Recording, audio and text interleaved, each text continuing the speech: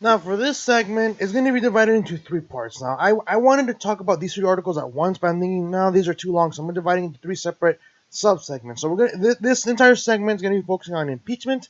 It's going to be talking about the different perspectives, especially from the Senate GOP, from Democrats in the House who are who are basically elected in like some Trump districts, people who predominantly voted for Trump, but they still voted Democrat for the midterms. Then we're going to be talking about Adam Schiff, who is a prominent member of Congress, and especially when it comes to his statement saying that he would impeach Obama if he did the same thing that Trump is doing allegedly, right? So again, one segment, but it's going to be divided into three different parts, all regarding impeachment, and then we're going to be talking about an individual. It's a little bit more relatable. It has nothing to do with impeachment, more like election time, right? The election season, and how some people, especially people like who used to support Bernie, such as myself, how they feel about the current trend of what a lot of people are seeing when it comes to the Democrats. But anyways, again, first segment, all about impeachment, three different parts. So hopefully you guys can stick around for those. But the first one, then we're talking about the Senate GOP and how they defend Trump and how a lot of people, especially people from Congress, people like Jerry Nadler, are criticizing the Senate, especially Mitch McConnell, for their inability to be impartial jurors. Now, before we even go into the article, personally, I find it very hypocritical because here's the thing: when it comes to the Democrats, especially the ones in Congress, not all Democrats, but the ones in Congress right now, they like to point the finger at someone else, saying you're voting on party lines. Yet they're doing the exact same thing. You know what I mean? Kind of like the do as I say, not as I do. And I find it pretty ironic how they have the nerve to call the people in the Senate, being hypocritical and saying that they're not being impartial. Yet they're doing the exact same thing. For example, and here's the thing, don't get me wrong too. I do have a problem when people decide to vote on party lines. But one, Trump hasn't done anything wrong, and second, even if he did, I mean the Senate can play the same game too. I mean it takes two to tango. I mean if it was just a Senate playing based on party lines, then yeah I would have a problem with it. But when the Democrats are basically pushing impeachment based on party lines, and yet they have the nerve to call out the Republicans for doing the exact same thing, I kind of say, well, two can play that game, right? You want to play that game, we'll play that game. We'll play by your rules, and then the Democrats don't like it when you use the same rules against them. But let's see. Let's see what the Senate has to say about the quote unquote backlash about not being able to be impartial impeachment jurors. So from the Washington Post, it reads Senate GOP defends Trump despite oath to be impartial impeachment jurors. This is from 45 minutes ago, so it's very recent. It reads House Judiciary Committee Chairman Gerald Nadler accused Senate Republicans of violating their oath to be impartial jurors in an impeachment trial as GOP senators defend their right to work with President Trump's acquittal. Senate Majority Leader Mitch McConnell, Republican from Kentucky, said last week that he was working in total coordination with the White House, something Nadler, a Democrat from New York, characterized Sunday on ABC's This Week as akin to the foreman of the jury saying he's going to work hand in glove with the defense attorney. That's in violation of the oath that they're about to take, and it's a complete subversion of a constitutional scheme, Nadler said. Senators take an oath to do impartial justice at the start of any impeachment trial, but several Republican senators argue that impartiality impartiality doesn't cover politics. I am clearly made up my mind. I'm not trying to hide the fact that I've had disdain for the accusations in the process. Senator Lindsey Graham, Republican from South Carolina, said Sunday on CBS's Face the Nation. Graham called the whole thing a crock and warned the Democrats were weaponizing impeachment. I want to end it. I do not want to legitimize it, he said. Senators are not required, like jurors in a criminal trial, to be sequestered, not to talk to anyone, not to coordinate. There is no prohibition, Senator Ted Cruz, Republican from Texas, said said on This Week, calling impeachment inherently political exercise and Trump's impeachment a partisan show trial. I want to take a break here. I agree with the senators in this case. I think that in this case, Democrats are using impeachment as a way to weaponize the ability to remove someone from office. Now they're saying, well, he's committed crimes. Okay, well, where's the proof? Instead of asking people based on hearsay, instead of asking the people based on like, oh, I heard it from so and so, heard it from so and so, heard it from so and so, heard it from so and so, who heard it from someone who works with Trump. Instead of basing their evidence on hearsay, why don't you ask the other person who was on the phone call, President Vladimir Zelensky? He even stated there was no quid pro quo. They even said President Trump didn't threaten him with withholding aid. But for some reason, Democrats, they choose not to hear that evidence. They say, well, that's not true. Zelensky's just lying. He's like, well, if he's not, again, what if he's not? What if he's literally telling you guys the truth and you choose not to go with it and you just want to do it because you hate the president? Senator Rand Paul, Republican from Kentucky, speaking Sunday on speaking Sunday on CNN's State of the Union, also argued that there was nothing wrong with senators having already made up their minds, calling impeachment an effort to criminalize politics. He noted that we're going to hear the evidence repeated, but we're not going to hear any new evidence. And I do agree, because when the way you can change someone to vote for impeachment, especially in the Senate, is provide new evidence that hasn't been seen before. The problem, however, is that a lot of these people are going to repeat the exact same thing, the same story. And they're going to say, see, that proves that Donald Trump colluded with the Ukraine and yada, yada, yada. They pretty much blackmailed them, thinking, no, because we already heard this evidence, right? We already heard this evidence. What's new? What's the groundbreaking evidence that's going to make Republicans in the Senate say, hey, you know what? Maybe we should remove Trump. But they don't have any. I mean, they could literally ask Zelensky, hey, Zelensky, did Trump blackmail you with withholding aid if you didn't investigate the violence? So he's gonna say no. There was no quid pro quo. But Democrats are not gonna want to hear that. At the same time, and here's the thing, here's another problem with this whole impeachment thing going to the Senate. How many senators are running for president right now? We have what? Senator Cory Booker. We have Bernie Sanders, Elizabeth Warren.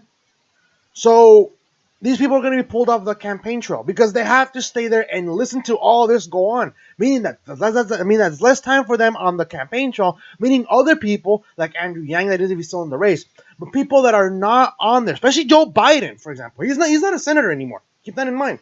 People like Joe Biden can take advantage of that and get more time on the air. Why? Because he'll be out there campaigning while people like Bernie Sanders and Elizabeth Warren are going to be forced to get out of the campaign trail in order to partake in this impeachment trial. And I say trial with a grain of salt, okay? Anyway, let's keep going. Senate GOP leaders have been telling allies that they want to limit the trial to a short proceeding, omitting any witnesses from testifying.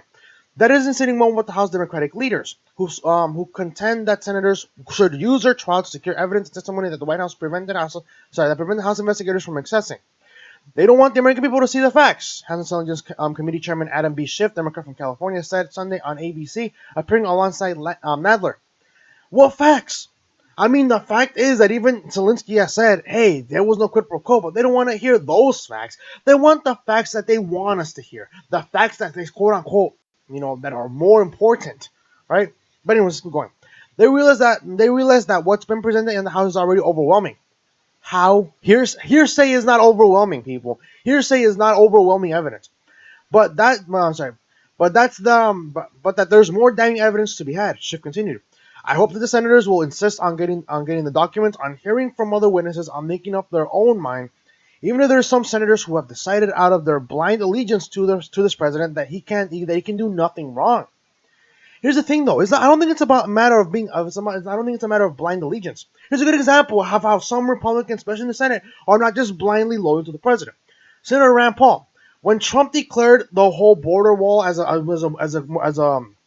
national emergency, Rand Paul, a Republican, was against it. Why?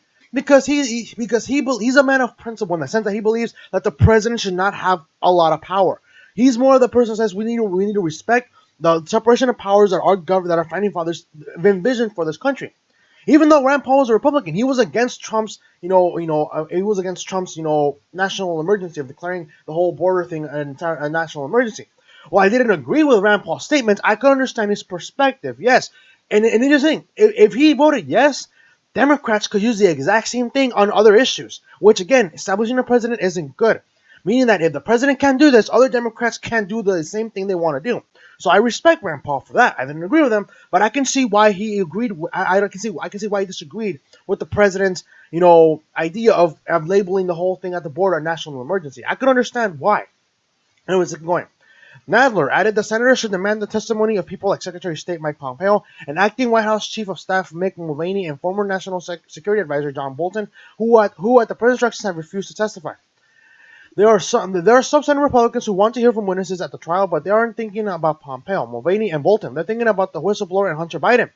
Yeah, that's what the thing. When you bring impeachment to the Senate, they're the ones who can determine the witnesses. They're the ones who they want to say, okay, who is this? Who is this? Who is this? They're gonna want to question the whistleblower and Hunter Biden.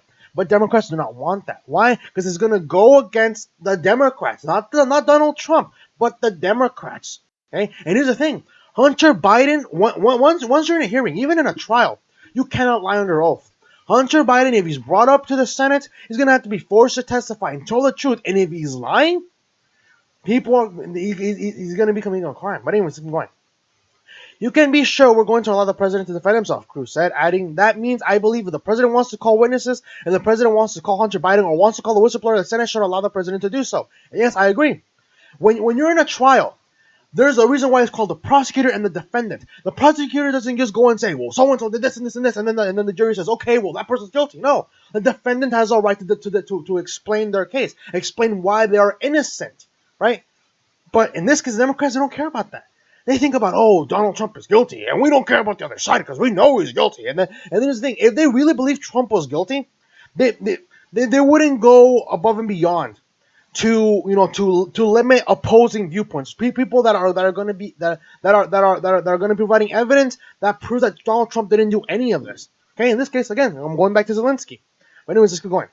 Hunter Biden, son of former Vice President Joe Biden, sat on a board of Ukrainian energy company Burisma for 5 years and was paid as much as $59 a month, despite having no expertise on the subject matter. As Democrats have made their case that Trump tried to use his office to pressure a foreign leader into announcements against a political rival, several Republicans have rallied around the countercharge that Trump was right to be concerned about corruption involving the Bidens. Though it does not appear that Joe Biden, who was closely involved in Ukraine policy, made any decisions to advantage the company. I love Joe Biden, but none of us are above scrutiny, Graham said on Sunday. He added that the Senate could look all over those issues, as well as whatever new information Trump's lawyer, Rudolph W. Giuliani, unearthed in this latest trip to Ukraine after impeachment. On Sunday, Giuliani tweeted out a string of vague and unsubstantiated allegations about what he called Obama-era corruption in Ukraine, including a charge that Viktor Shokin, Viktor Shokin, the Ukrainian prosecutor general who was ousted on suspicion of rampant corruption, was poisoned, died twice, and was revived. It is not clear whether the Senate will be forced to hold separate votes on witnesses or if most of the GOP would hold rank in that situation. It takes 51 senators to approve a motion. There are 53 Republicans in the Senate, which could be a problem, meaning the GOP can afford to lose no more than 2 senators on any motion from McConnell to fully control the course of the trial.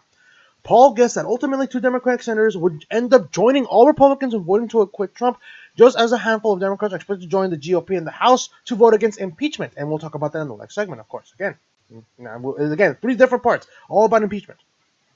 Paul did not say who those 2 Democrats might be. At this point, some Democratic senators are taking pains to avoid committing a vote to convict the president, even if they are otherwise echoing House Democrats' frustrations with the president's actions. Senator Sherrod Brown, Democrat from Ohio, said on the State of the Union that Trump did things Richard Nixon never did, but he hedged when asked whether Trump's transgressions rose to the need for removal, noting that senators should make that decision based on the evidence. And yes, they should. I clap Brown for that. I really do. Yes, if you want to remove Trump, bring us the evidence. I respect that. And that includes this part of the article, this 1/3 of the segment. But again, I don't want to pull this video because it's a long article. But like I said, when it comes to this article, I find it very hypocritical that the Democrats who are voting based on party lines, in the House, are literally criticizing the GOP, or in this case the Republicans in the Senate, about choosing to stand with the president. Now, like I said, is it wrong? I would say yes. But the thing is, though, is that since the Democrats are doing it first, the Republicans are just playing their game, right? If the Democrats were doing this in an impartial way, and then the Senate, in this case the Republicans, are doing this, and voting on party lines, then I would have a problem. Why? Because the House voted they didn't vote on party lines, but the Senate is starting to do this. However, again, I say to complete that game. Even though I do not agree with voting on party lines based on impeachment, the Democrats are doing this in the House. I think it's only fair that we play by the rules. I think it's only fair that the Republicans say, okay, fine, we want to play by party lines. We'll play your game then. We'll play your game. And now the Democrats are saying, how dare you? How dare you do what we're doing? Hey, it's not fair. It's only okay when we do it. But Republicans, if you vote on party lines, then you are a disgrace to the title of senator. It's insane. But anyways, let me know what you guys think in the comment section below. If you like this video, hit the like button, and if you're new to the channel, subscribe. Hit the notifications as well, and I also recommend you do bookmark the page. That way you can check on it on a daily basis. YouTube will do a very bad job to notify you, so I do recommend you bookmark it and then check on it on a daily basis. But honestly, though, what do you guys think about this? Do you guys find it hypocritical of the Democrats criticizing the Republicans in the Senate for voting on party lines, even though they're doing the exact same in the House?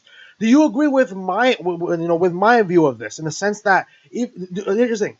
Do you? And there's another question too. Do you think it's okay to vote on party lines? Do you think it's okay, especially with impeachment? Do you think it's okay? Okay, yes or no? But here I'm at another subcategory to that question. Is it okay to vote on party lines when the opposing party is doing the exact same thing? That's what I want to know. And again, you can answer that as well. Because again, I don't believe that voting on party lines is okay. But considering that the party of the Democrats is doing this first, I think it's fair that the Republicans play the exact same game. I think it's fair, right? You want to play that way, we'll play the exact same way. And the Democrats are losing their minds because of this. But anyways, I'll see you guys in the next segment. I'll see you guys in a little bit.